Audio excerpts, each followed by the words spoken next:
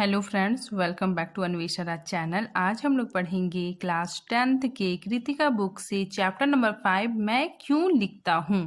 और इसके लेखक है सचिदानंद हीरानंद वात्स्यायन अज्ञेय। ठीक है, इनका पूरा नाम है। तो अज्ञेय ने यह एक निबंध लिखा है।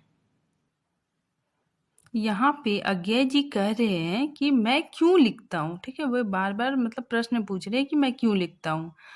हिंदी में एक समय पर यह चर्चा हुई थी कि लेखक क्यों लिखता है, किसके लिए लिखता है, उनके लेखन का प्रयोजन क्या है। अज्ञेय का निबंध उसी बहस से जुड़ा हुआ है। ठीक है, चलिए अब हम लोग पढ़ना स्टार्ट करते हैं।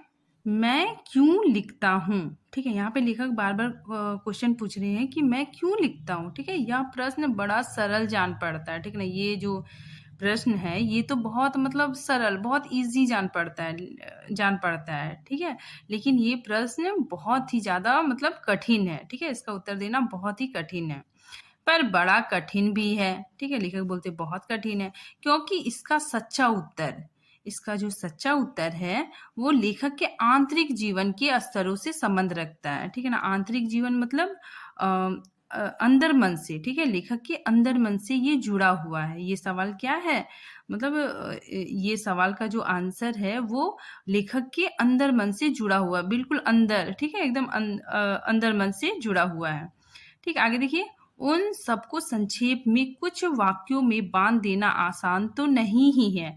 ठीक है ना, मतलब लेखक के अंदर जो भावनाएं हैं, ठीक है ना, जो फीलिंग है, तो वो सारे मतलब भावनाओं को मतलब संक्षेप में एक वाक्य में बांध देना आसान नहीं है। ठीक है, ना जाने संभव भी है या नहीं। ठीक है, मतलब लेखक बोल रहे हैं कि पता नहीं संभव है भी नहीं, है कि नहीं। ठीक है, इतना ही किया जा सकता है कि उनमें से कुछ का स्पर्श किया जाए। ठीक है, यहाँ पे लेखक बोल रहे हैं कि लेखक के जो अंदर मन में बहुत सारे भावनाएं उठती हैं। ठीक है ना, तो उसको वाक्य में बांधना आसान नहीं है।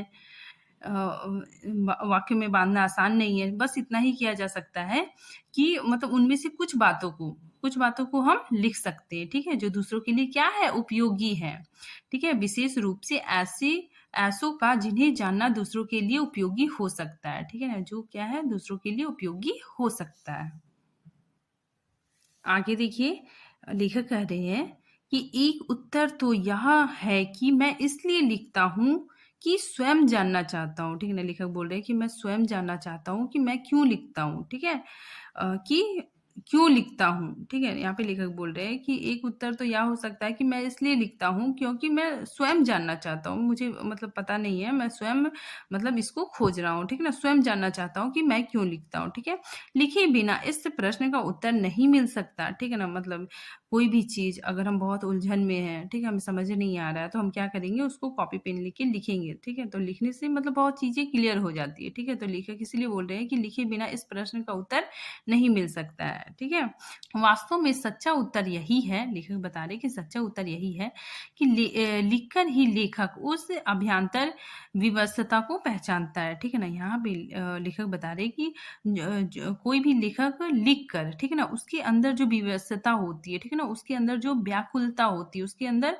मन में जो बेचैनी होती है, ठीक है ना, उससे को वो पहचानता है। ठीक है ना, पहचान के फिर उसको लिखता है। ठीक है ना, जिसके कारण उसने लिखा और लिखकर ही वह उससे मुक्त हो जाता है। ठीक है ना, मतलब वो अपनी फीलिंग को, अपने अनुभव को वो लिखता है, उसके बाद फिर क्या हो जाता है, उससे मुक्त हो जाता है। ठीक है ना, वो मतलब वो फीलिंग से वो मतलब मुक्त हो जाता है, आजाद हो जाता है। ठीक है, मैं भी उस आंतरिक विवशता से मुक्ति पाने के लिए तटस्थ होकर मतलब अलग होकर, यहाँ पे लेखक बोल रहे हैं कि मैं भी जो मेरे अंदर जो विवशता है, ठीक है ना, जो व्याकुलता है, ठीक है, उससे मुक्ति पाने के लिए मैं भी क्या करता हूँ, अलग होकर मतलब लिखता हूँ। ठीक है, अलग होके क्या करता हूँ, लिखता हूँ। ठीक, और पहचान लेने के लिए लिखता हूँ। ठीक है, आगे देखिए, मेरा विश्वास है कि सभी कृतिकार, क्योंकि सभी लेखक कृतिकार नहीं होते। ठीक है, यहाँ पे लेखक बोल रहे हैं कि सभी जो जितने सारे कृतिकार मतलब होता है जो रचनाकार, जो एक अच्छी कृति लिखी। ठीक है ना, जो बहुत ही अच्छी रचना लिखे, रचना करने वाले को ही क्या कहते हैं, कृतिकार। ठीक है, तो यहाँ पे लेखक बोल रहे हैं कि मेरा विश्वास है कि सभी कृतिकार, क्योंकि सभी लेखक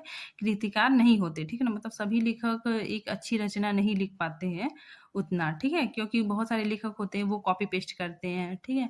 कोई भी चीज़ को बढ़ा-चढ़ा के लिखते हैं, तो वो सब मतलब कृतिकार नहीं होगा, ठीक है? मतलब जो उनके मन से एकदम अच्छा-सा मतलब मन से फीलिंग उठता है, फिर उसको बहुत अच्छे से लिखते हैं, तो वही कृतिकार होता है, ठीक है? आगे देखिए ना उसका सब लेखन ही कृति होता है, ठीक है? सभी कृतिकार इसलिए लिखते हैं, ठीक है? उनका जो सारा जो लेखन है वो कृति नहीं होता है, ठीक है?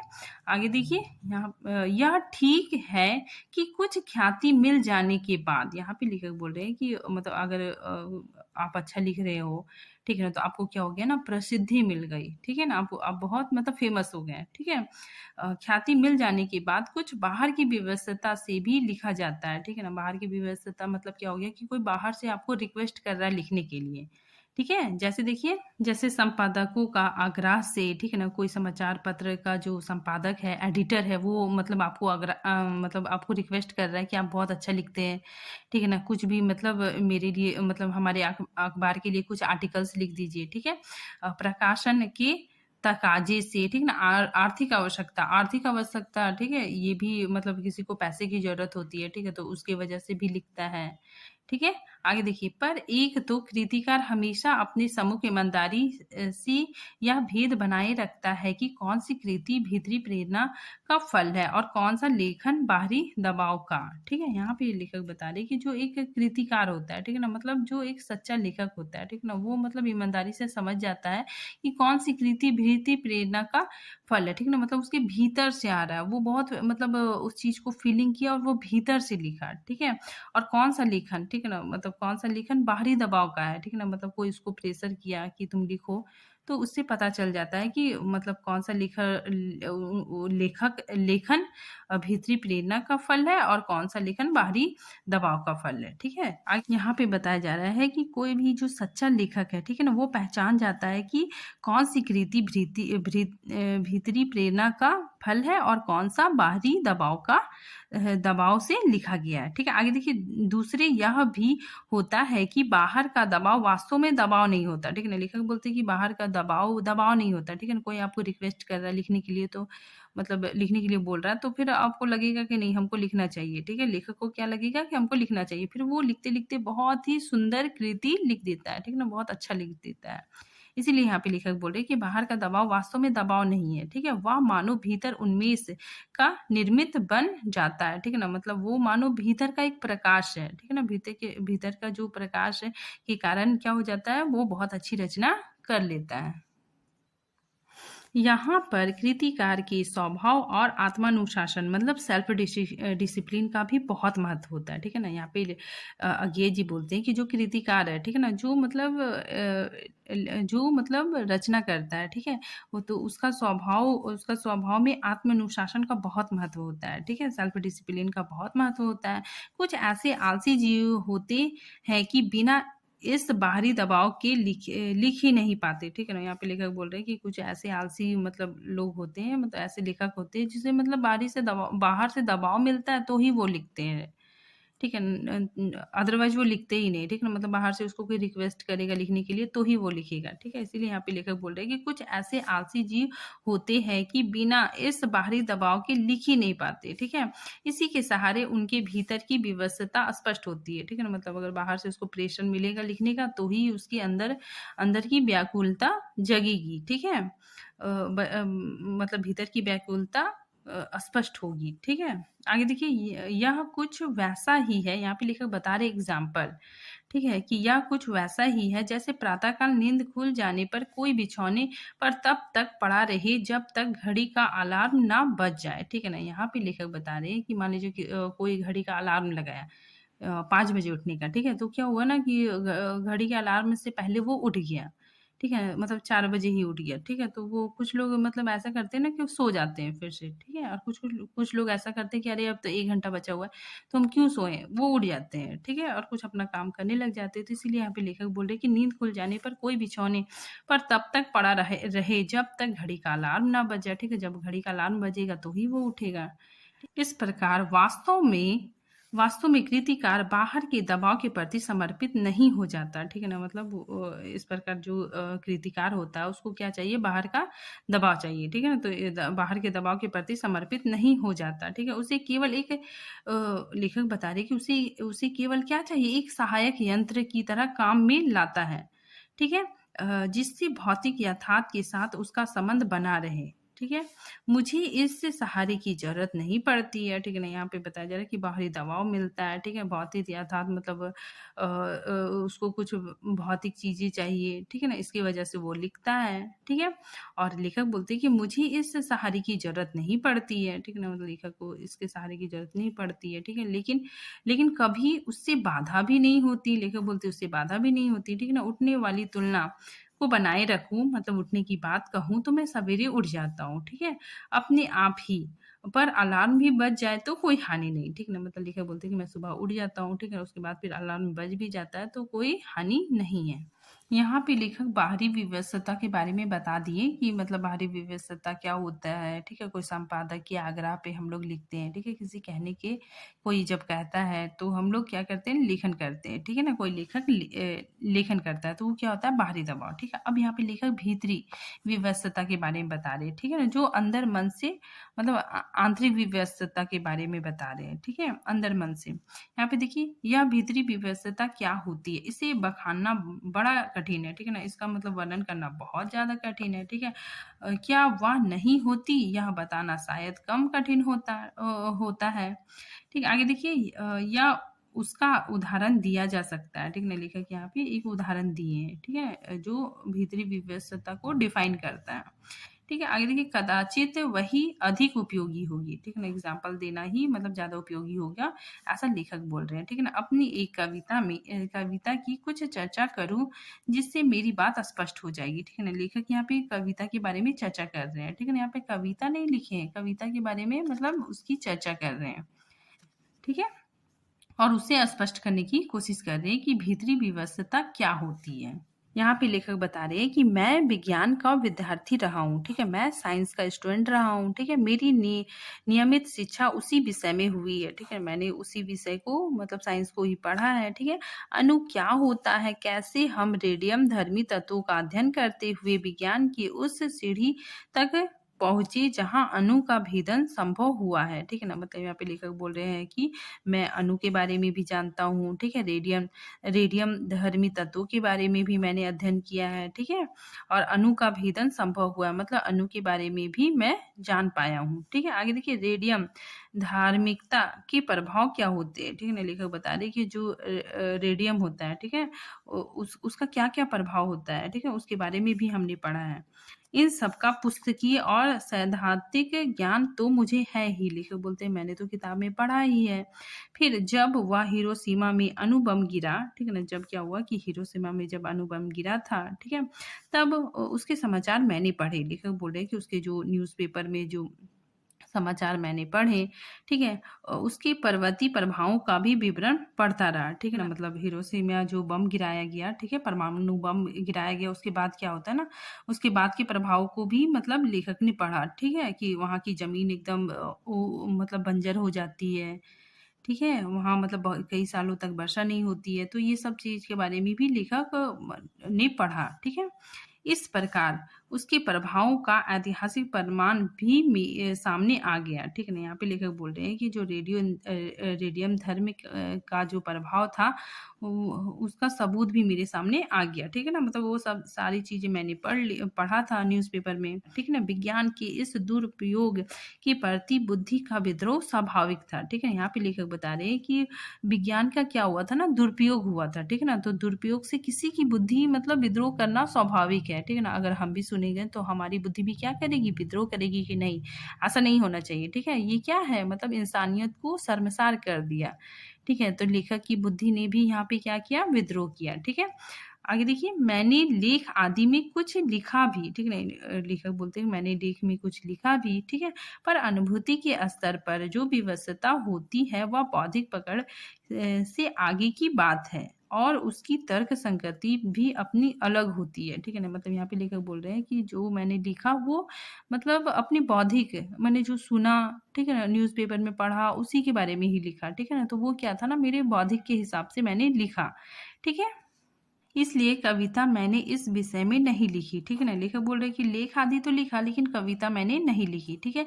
यूँ युद्ध काल में भारत के पूर्वतीय सीमा पर देखा था, लेखक बोल रहे हैं कि युद्ध काल में मैंने देखा था, ठीक है ना? कि कैसे सैनिक ब्रह्मपुत्र में बम फेंककर हजारों मछलियां मार देते थे, ठीक है ना? यहाँ पे लेखक बता रहे हैं कि मैंने भारत की पूर्वीय सीमा की तरफ देखा था कि सैनिक क्या करते थे ना कि ब्रह्मपुत्र नदी में बम फेंक देते थे, ठीक है? पानी तो गंदा होता ही था, साथ ही साथ बहुत सारी मछलियाँ भी मर जाती थी, ठीक है?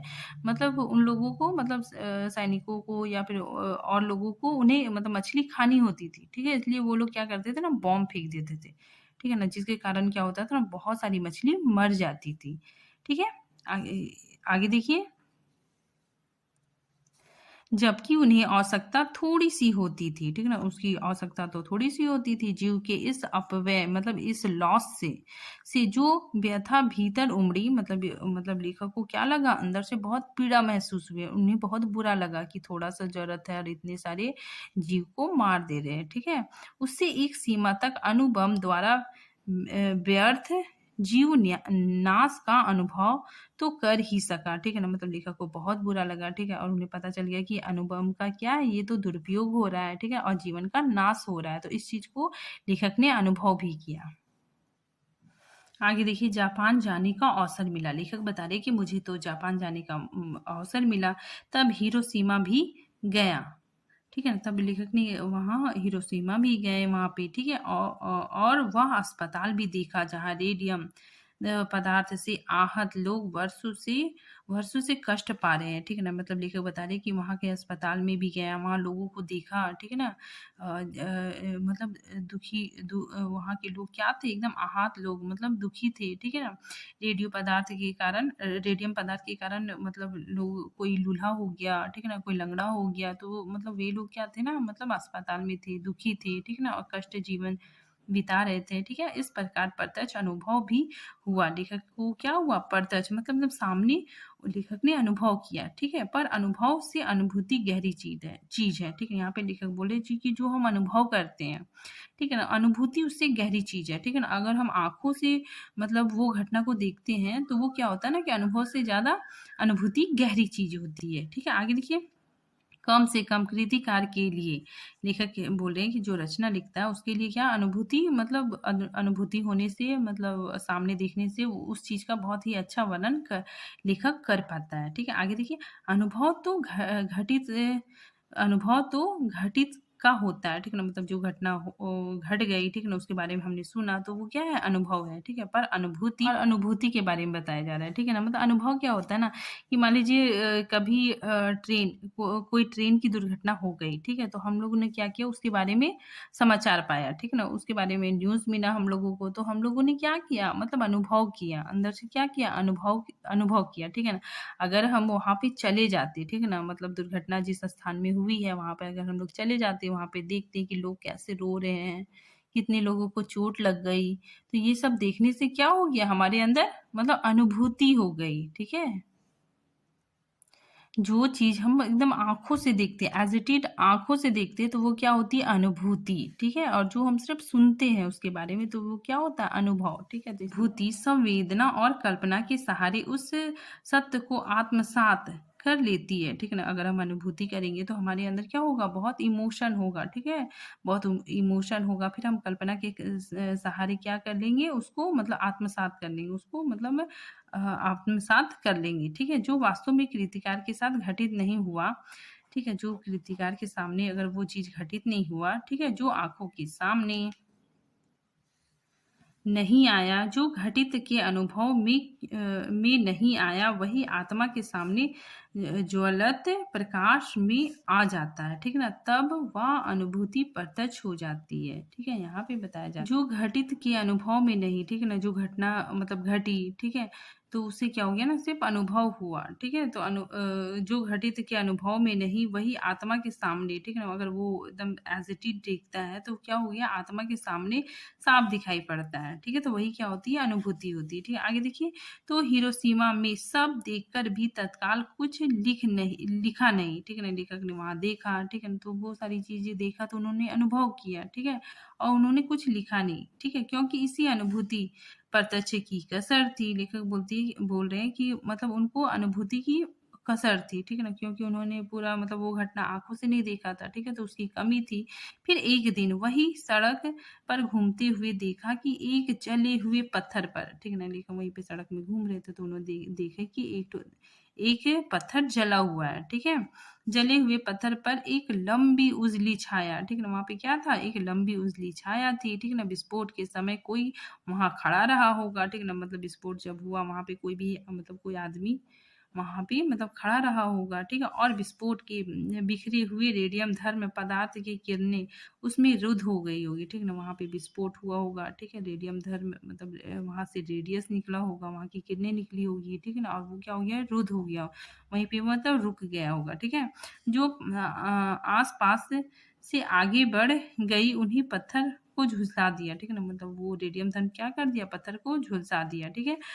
जो उस व्यक्ति पर अटकी उन्होंने उसे भाप बनाकर उड़ा दिया, ठीक है ना। आदमी का जो शरीर था वो क्या था कि भाप बन के ऊपर उड़ गया, ठीक है, और उसका जो अवशेष था, ठीक है ना, तो वो अवशेष मतलब पत्थर से चिपक गया, ठीक है, और एक छाया के रूप में बन गया, ठीक है। इस प्रकार समूची ट्रेजिडी मतलब समूचा जो दुख घटना, ठीक है ना, जैसे पत्थर पर लिख गई हो, ठीक है ना, वो पत्थर पे एकदम दिखने लग गया था, ठीक है। मतलब एक पत्थर था, वहां पे आदमी की शक्ल में काली छाया मतलब लेखक देखते हैं, ठीक है। तो वो क्या होता है ना कि रेडियम धर्म के विस्फोटक का भयानक रूप उनकी आंखों के सामने प्रत्यक्ष रूप से दिख जाता है, ठीक। आगे देखिए, उस छाया को देखकर जैसे एक थप्पड़ सा लगा, ठीक है ना, लेखक को क्या लगा, एकदम झटका लगा, ठीक है ना। मतलब उस पीड़ा को प्रत्यक्ष रूप से लेखक ने देख लिया, ठीक है। अवाक इतिहास जैसे भीतर कहीं सहसा सहसा एक जलते हुए सूरज सा उग आया, ठीक है ना। मतलब लेखक को ऐसा लगा जो पिछले मतलब इतिहास में जो हुआ था वो एक पल के लिए मतलब एक क्षण के लिए उनके सामने आ गया, ठीक है, और फिर क्या हो गया, डूब गया, फिर वो क्या हो गया, वो चला भी गया, ठीक है ना। मतलब उन्हें ऐसा लगा कि मतलब एक क्षण के लिए जो पिछला जो इतिहास था जो घटित हुआ था वो उनके सामने आ गया, ठीक है, और डूब गया, फिर वो चला भी गया, ठीक है। मैं कहूँ तो उस क्षण में अणुविस्फोट मेरी अनुभूति प्रत्यक्ष में आ गया, ठीक ना। मतलब उस क्षण जो मतलब अणुविस्फोट हुआ था तो लेखक ने मतलब वो देखा, वो चित्र देखा पत्थर पर जिसमें आदमी की शक्ल बनी हुई थी, उसे देखा तो उनको कैसा लगा, एकदम अनुभूति प्रत्यक्ष मतलब आ गया, ठीक है। मतलब उन्हें ऐसा लगा जैसे वो उसी समय में चले गए हों, ठीक है, और वो सारी घटना उन्होंने देख लिया हो, ठीक है। उन्हें ये मतलब महसूस किया कि उन्हें मतलब इससे कारण कितना मतलब पीड़ा हुआ होगा, ठीक है। एक अर्थ में मैं स्वयं हिरोशिमा के विस्फोटक का भोक्ता बन गया, ठीक है ना। मतलब लेखक बोल रहे कि उस समय का मैं क्या बन गया, उपभोक्ता बन गया। यहाँ पे लेखक बता रहे हैं कि उन्हें ऐसा लगा जैसे वे उस समय में चले गए हों, ठीक है ना, जब वह घटना हुई थी। उस पीड़ा का प्रत्यक्ष अनुभव लेखक ने किया, ठीक है, उन्हें क्या हो गई, अनुभूति हो गई, ठीक है। आगे देखिए, इसी में से वह विवशता जगी, ठीक है ना। लेखक के अंदर क्या हुआ, मन एकदम व्याकुल होने लग गया, ठीक है। भीतर की अकुलता बुद्धि के क्षेत्र से बढ़कर संवेदना के क्षेत्र में आ गई, ठीक है ना। मतलब लेखक जो मतलब अनुभव करते थे वो जो बुद्धि से लिखते थे, तो अभी क्या हो गया ना, उसका मन एकदम अनुभूति हो गई, ठीक है, और उसका मन मतलब व्याकुल हो गया, ठीक है, बेचैन हो गया, ठीक है, आकुलता हो गई।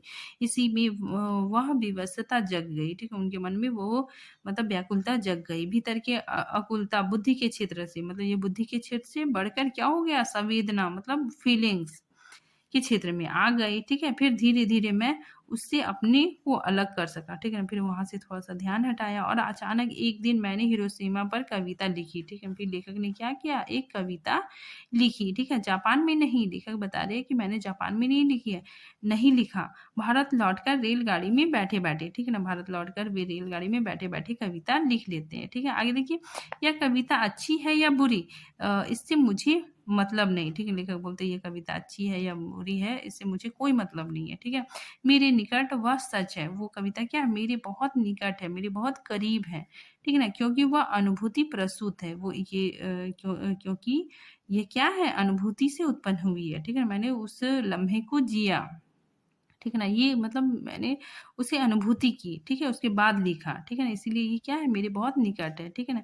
यही मेरी निकट महत्व की बात है, ठीक है ना? यहाँ पे लेखक बोल रहे हैं कि यही मेरे निकट महत्व की बात है, ठीक है? बस इतना ही है। Thank you friend.